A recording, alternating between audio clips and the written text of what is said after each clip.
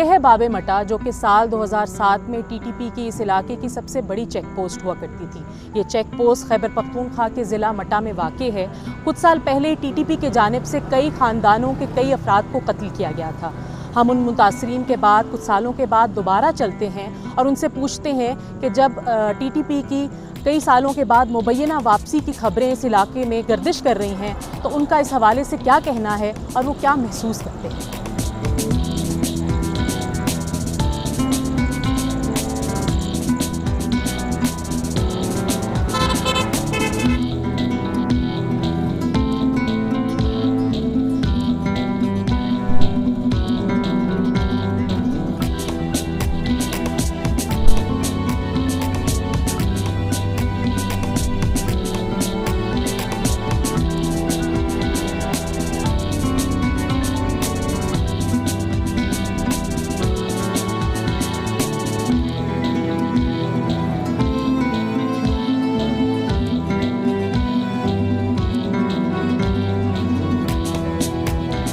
یہ تصاویر ہے جو بورڈ لگی ہے، یہ ہمارے خاندان کی ہے اور یہ سارا یہ طالبان نے شہید کیا۔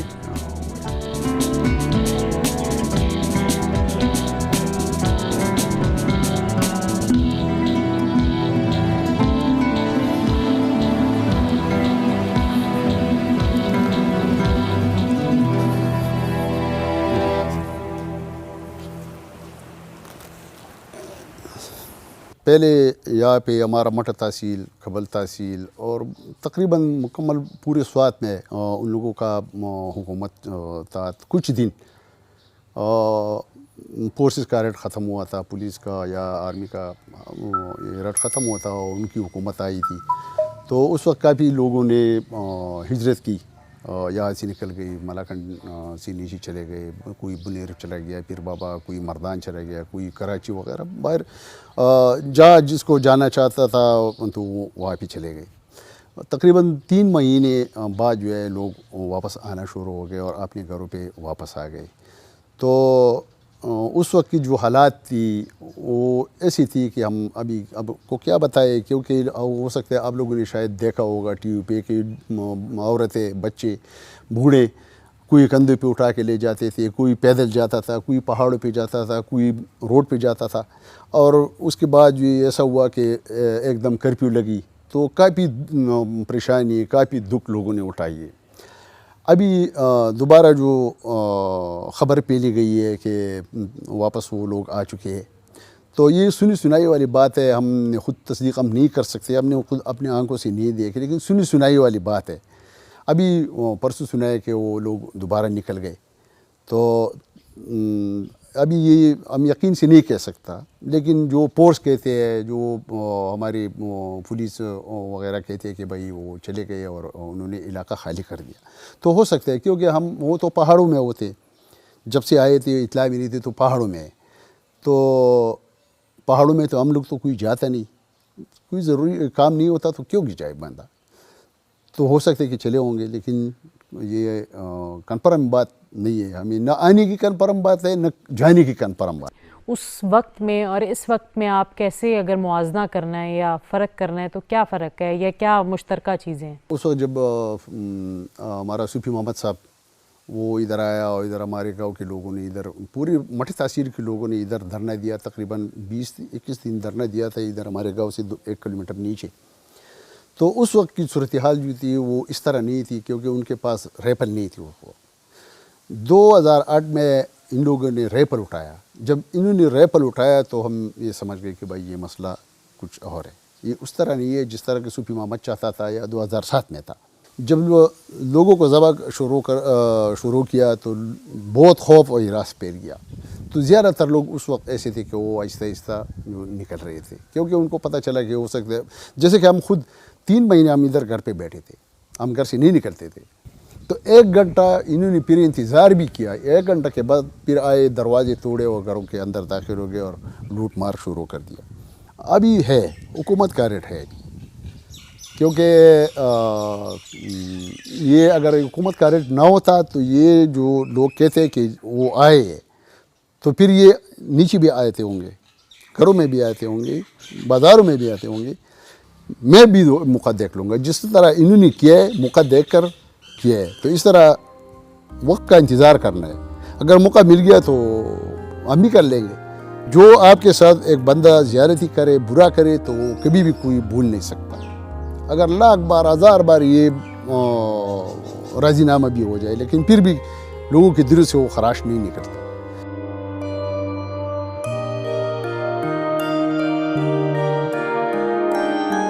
ان لوگوں نے کافی کوشش بھی کی کہ آپ لوگ ہمارے ساتھ یہ تنظیم میں شامل ہو جاؤ.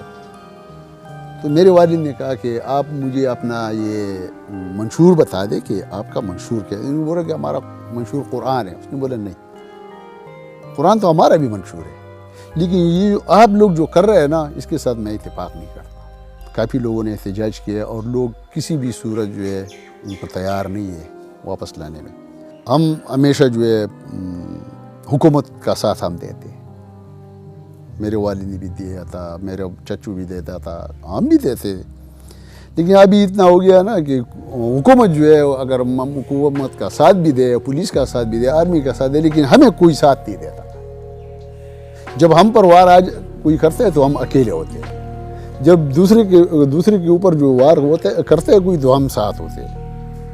تو ابھی میرا خیال یہ ہے کہ بس اللہ کرے, اللہ خیر کرے.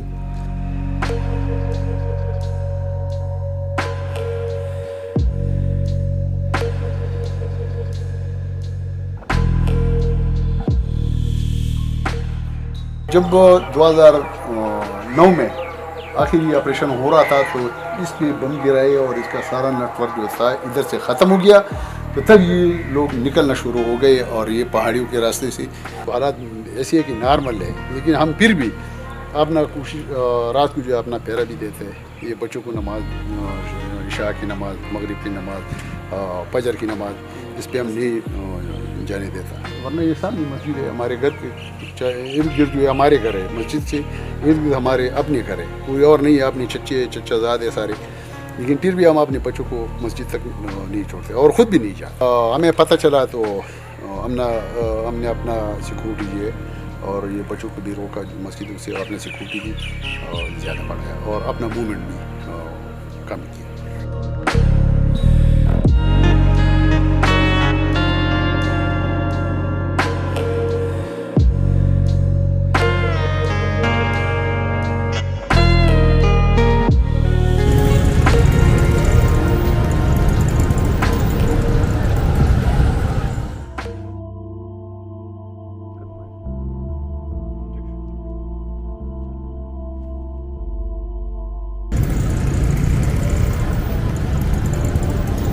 جی میرا نام ضیاء ناصر ہے اور میں بزنس سے وابستہ ہوں گور سٹی میں.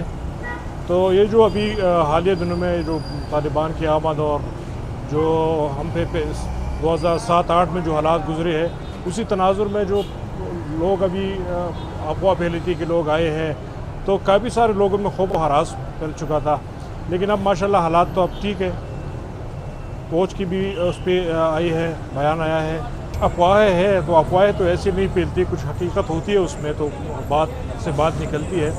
لیکن اس میں یہ ہے کہ ایک تو یہاں کے لوگ جو ہے نا وہ بھی اویئر ہو چکے ہیں. پچھلی جمعے کو یہاں پہ 2 جگہ پہ جلوسے بھی بڑے نکلے, ہزاروں کی تعداد میں لوگ نکلے تھے. میرا نام عبید ہے اور میں سوات سے شریف سے بلانگ کرتا ہوں. Every thing is normal. جو باتیں تھیں وہ اب نہیں ہیں, اور انشاءاللہ امن کو برقرار رکھنے کے لیے ہماری پولیس جو ہے وہ کام کر رہی ہے. اور یہاں پہ انشاءاللہ جو ہے آگے ہم امید رکھتے ہیں کہ کوئی کرمنل ایکٹیویٹیز بھی نہیں ہوں گے, اور اس طرح کا کچھ سین بھی جو ہے وہ کریٹ نہیں ہوگا انشاءاللہ. میرا نام وحید اللہ قرار ہے اور میں ایک طالب علم ہوں. جس طرح گزشتہ دنوں میں سوشل میڈیا پر کچھ تصاویر سامنے آئے ہیں کہ طالبان کے کچھ افراد جو ہے وہ دوبارہ سوات آ چکے ہیں, تو طالب علموں میں بھی, یونیورسٹی کے اسٹوڈنٹس میں بھی بہت خوف و ہراس تھا. کیونکہ پہلے بھی جب یہ لوگ یہاں آئے تھے تو یہاں تعلیم کے شعبے کو بھی کافی نقصان پہنچایا تھا. لیکن اب جب خیبر پختونخوا پولیس اور پاکستان کی فوج کی شعبہ تعلقات عامہ کی موقف سامنے آئی ہیں, تو اب حالات تھوڑا بہتر تصور کیے جاتے ہیں, اور وہ جو ڈر تھا اور لوگوں میں جو خوف و ہراس تھا بالخصوص طالب علموں میں, وہ تھوڑا کم ہو چکا ہے. یہ بھی ہم بخش دیں گے تاکہ ملک میں امن ہو. ملک کے امن و امان، قوم کی حفاظت، قوم کی ترقی، ملک کی ترقی، ان سب کے لیے ہم ہر وقت تیار ہیں. ہم قربانی دینا چاہتے ہیں، قربانی دی بھی ہے اور دیں گے بھی، لیکن ملک اور قوم کے خاطر.